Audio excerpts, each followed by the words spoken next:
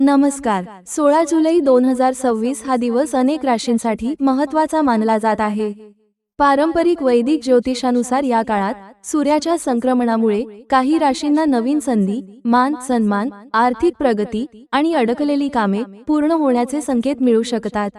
वैदिक ज्योतिष शास्त्रानुसार उद्या म्हणजेच 16 जुलै 2026 रोजी ग्रहांचा राजा सूर्यदेव मिथुन राशीतून कर्क राशीत प्रवेश करणार आहे. ज्योतिष शास्त्रानुसार सूर्यदेवाला मान सन्मान, पद, प्रतिष्ठा आणि आत्मविश्वासाचा कारक ग्रह म्हणतात. जेव्हा सूर्य कर्क राशीत येतो तेव्हा हा काळ फार अनुकूल असतो. मित्रांनो, व्हिडिओ शेवटपर्यंत नक्की बघा, कारण यात तुम्हाला सूर्यदेवाला प्रसन्न करण्याचे उपाय देखील सांगणार आहोत. आणि हा कालावधी कोणकोणत्या राशींसाठी भाग्यशाली ठरणार आहे ते आता जाणून घेऊयात. वृषभ रास या राशीच्या तिसऱ्या चरणात सूर्याचं संक्रमण होणार आहे. हा काळ तुमच्यासाठी भरभराटीचा असणार आहे. तसेच तुम्हाला तुमच्या कामातून चांगले परिणाम मिळतील. धार्मिक यात्रेला देखील तुम्ही जाऊ शकता. नवीन गोष्टी शिकू शकता. तुमच्यातील कलागुणांना चांगला वाव मिळेल. कन्या रास या राशीच्या 11व्या चरणात सूर्य ग्रह आहे, त्यामुळे या काळात तुम्हाला धनलाभाचे योग जुळून येतील. समाजात तुम्हाला चांगला मान सन्मान मिळेल. समाजातील काही प्रभावी लोकांशी तुमच्या भेटीगाठी होतील. तुमचं नेटवर्किंग चांगलं असेल. तुळ रास या राशीच्या 10व्या चरणात सूर्यदेव आहे, त्यामुळे करिअरच्या बाबतीत तुम्हाला चांगले परिणाम पाहायला मिळतील. नोकरीत तुमच्या पदोन्नतीत चांगली वाढ झालेली दिसेल.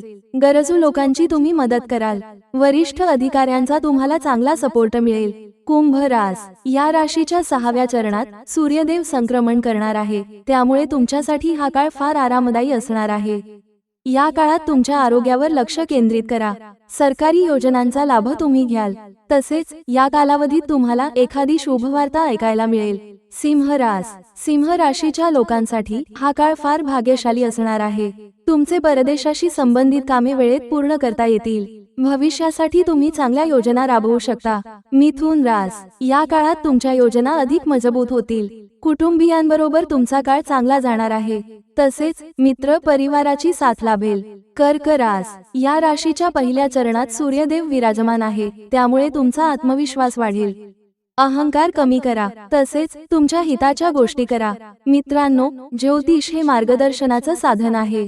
कोणतीही शुभ वेळ आली तरी मेहनत, प्रामाणिकपणा आणि योग्य निर्णय यांना पर्याय नाही.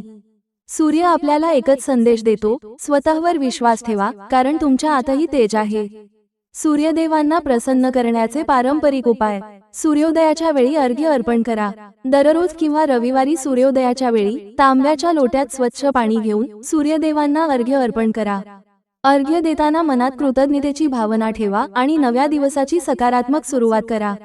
आदित्य हृदय स्तोत्र किंवा गायत्री मंत्र: शक्य असल्यास आदित्य हृदय स्तोत्र पठण करा किंवा श्रद्धेने गायत्री मंत्र 21 किंवा 108 वेळा जप करा. वडील आणि गुरूंचा आदर करा. ज्योतिषशास्त्रात सूर्याचा संबंध वडील, गुरु आणि अधिकाराशी जोडला जातो. त्यांच्या आशीर्वादाचा आदर करणे ही देखील सूर्याला प्रसन्न करण्याची एक महत्त्वाची परंपरा मानली जाते. रविवारी दान करा. श्रद्धेनुसार रविवारी गहू, गूळ, तांब्याचे दान किंवा गरजूंना अन्नदान केल्याने पुण्य लाभते, अशी लोकमान्यता आहे. लक्षात ठेवा, सूर्य रोज उगवतो, पण त्याचा प्रकाश फक्त जागे असलेल्या माणसालाच दिसतो. म्हणून संधीची वाट पाहू नका. स्वतःला त्या संधीसाठी तयार करा. कमेंटमध्ये ओम सूर्याय नमः नक्की लिहा. जर तुम्हाला व्हिडिओ आवडला असेल तर लाईक करा, आपल्या मित्रांना शेअर करा आणि चॅनेलला सबस्क्राईब करायला विसरू नका. धन्यवाद.